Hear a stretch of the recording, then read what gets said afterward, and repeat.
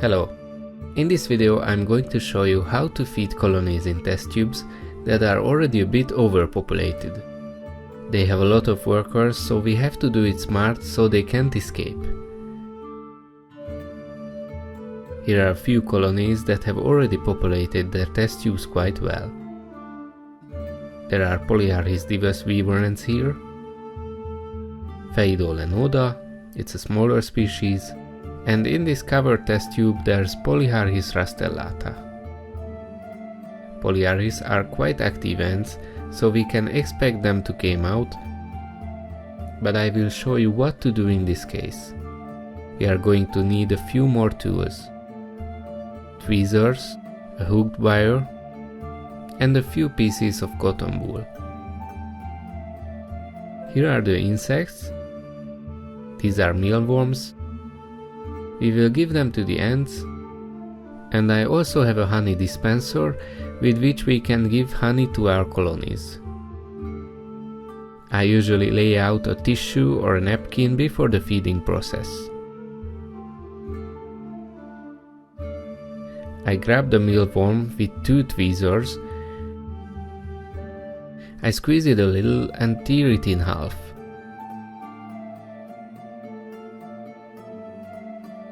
So that the ants can get to the inner, softer parts and can eat from it. Like this. You have to smash their heads so that they doesn't run away like this one here.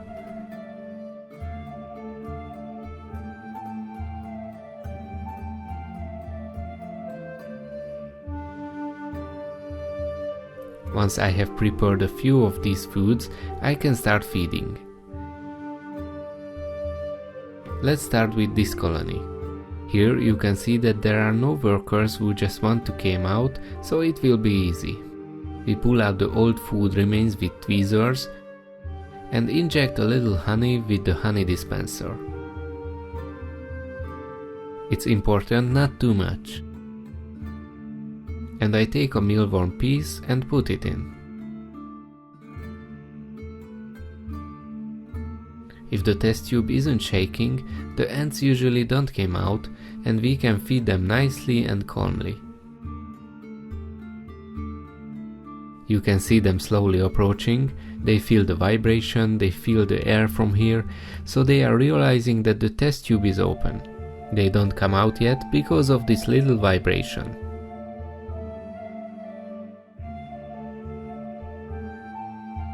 Now we stir them up a little more. I push this cotton wool a little deeper with a hooked wire. This is necessary because I'm heating this test tube, they are on a heat mat. You see, it's right here next to my finger.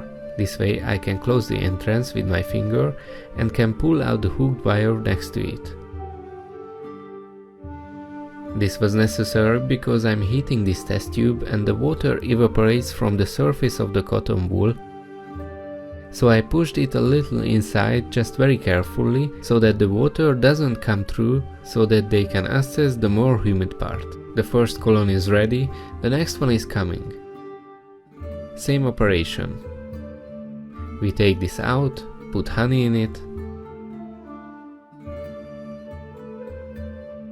Then the mealworm parts. I start with the feeding first and only then push the cotton wool in, because if I do it the other way around, it would be much more difficult.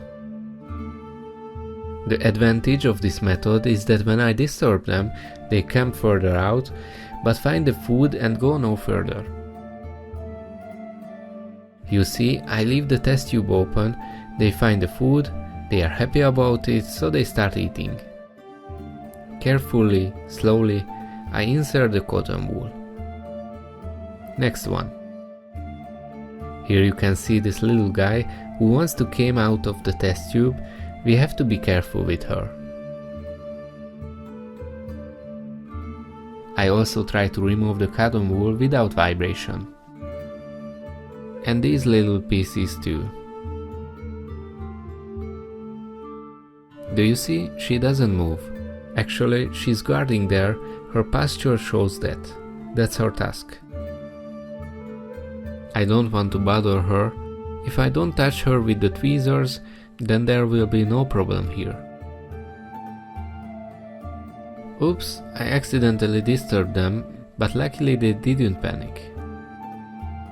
Now this little guy wants to come out, so we close the test tube again. There still seems to be enough humidity inside. Next test tube. Here's a bit of leftover honey, so we remove this with a small cotton ball.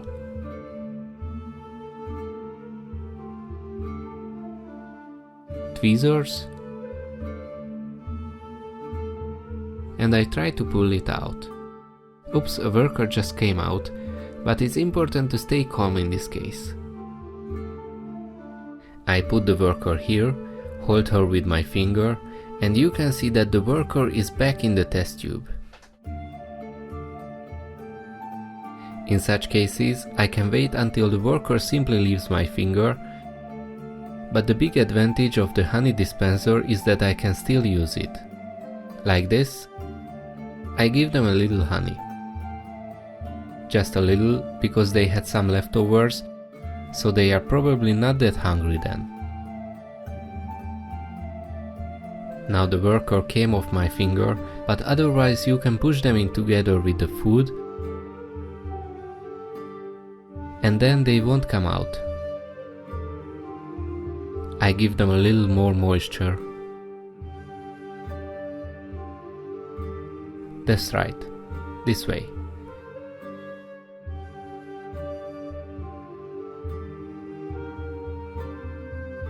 We need to prepare more food because we've run out of it now.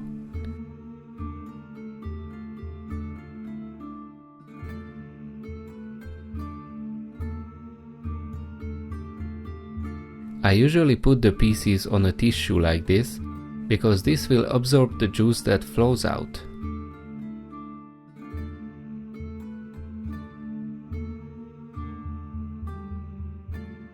Next colony. Well, a worker has already come out there, but it's okay, no problem.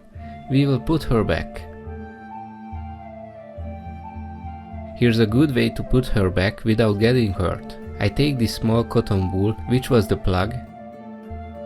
I try to put the end on it like this. She climbed on it. And I can put her back together with the cotton wool and voila! In fact, this is the easiest way to get along with runaways. They get a little honey. They get a little protein. The hooked wire comes. Carefully close them.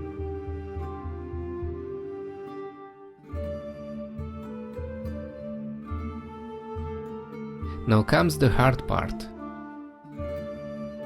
Nodas are small and difficult to feed them, but we use the same method, remove the leftover food and quickly put in the new food. That's right. I give them honey. And I'm getting the workers back with cotton wool.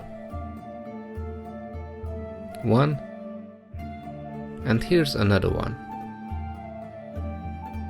You have to act quickly and decisively, but don't rush, be patient. Last ones. The Polyarchis rastellata. This is a calmer species. They actually stay inside during feeding time. Later they will find the food nicely when they will come a little further out.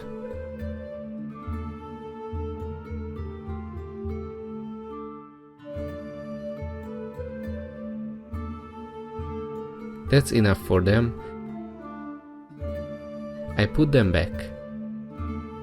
They have an aluminium foil to keep them dark. Well guys, thanks for your attention. Please like, share and subscribe, and turn on the bell icon to get notified about our new videos. See you next time.